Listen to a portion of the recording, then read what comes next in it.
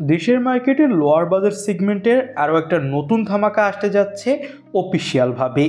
Samsung Galaxy M06 5G কয়েকদিনের মধ্যেই available হয়ে যাবে নতুন এই ফোনটি।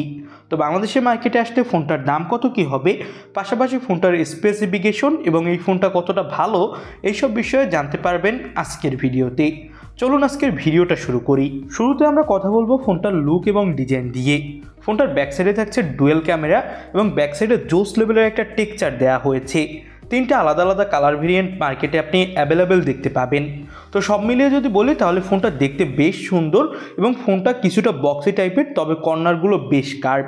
ফোনটাতে দেওয়া হয়েছে সাইড মাউন্টেড ফিঙ্গারপ্রিন্ট সেন্সর, যেটা যথেষ্ট ফাস্ট। সব মিলিয়ে যদি বলি তাহলে এই ফোনটা দেখতে আমার কাছে বেশ ভালো লাগছে এবং ফোনটা হলো IP64 সাপোর্টেড এবং এই ফোনটাতে আপনি পেয়ে যাবেন ডুয়েল সিম কার্ড স্লট, সাথে আপনি এক্সট্রা মেমোরি কার্ড স্লটও পাচ্ছেন এই ফোনটাতে। তবে সামনে দেওয়া হয়েছে water drop notch cutting display. এটা আমার কাছে একটু ব্যাকডেটেডই মনে হয়েছে, কারণ বর্তমান সময় মিডল পাঞ্চল অথবা পাঞ্চল কাটিং ডিসপ্লেই বেশি চলে।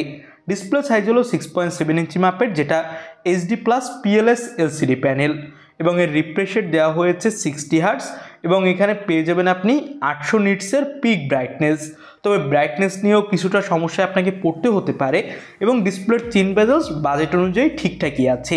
তবে ডিসপ্লে কোয়ালিটি আমার কাছে তেমন একটা ভালো লাগেনি, যেহেতু HD+ ডিসপ্লে, তার উপর ব্রাইটনেস কম, আবার ওয়াটার ড্রপ নচ কাটিং, এই দিকটা অবশ্যই আপনারা একটু খেয়াল রাখবেন।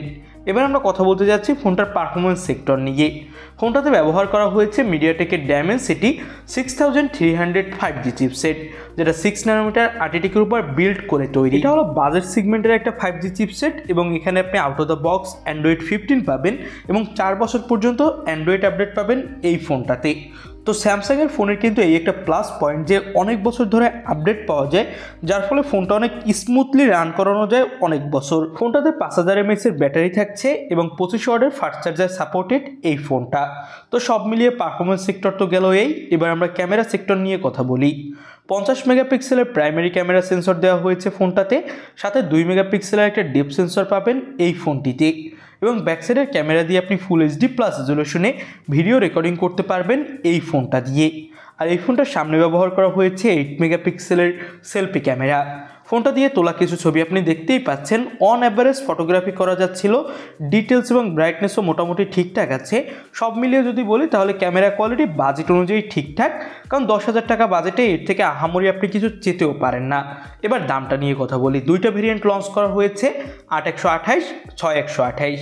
বেস ভেরিয়েন্টের দাম রাখা হয়েছে 9999 রুপি, যেটা বাংলাদেশি টাকা কনভার্ট করলে দাঁড়ায় 13,900 টাকার আশেপাশে, অর্থাৎ 14,000 টাকা। তবে বাংলাদেশের মার্কেটে আনঅফিসিয়াল এই ফোনটা আপনি 16,000 টাকার আশেপাশে পেয়ে যাবেন এবং টপ ভেরিয়েন্টের দাম বাংলাদেশি টাকায় কনভার্ট করলে দাঁড়ায় 17,000 টাকার আশেপাশে। তো এই ভেরিয়েন্টটা আপনি 20,000 টাকার আশেপাশে আনঅফিসিয়ালভাবে পাবেন।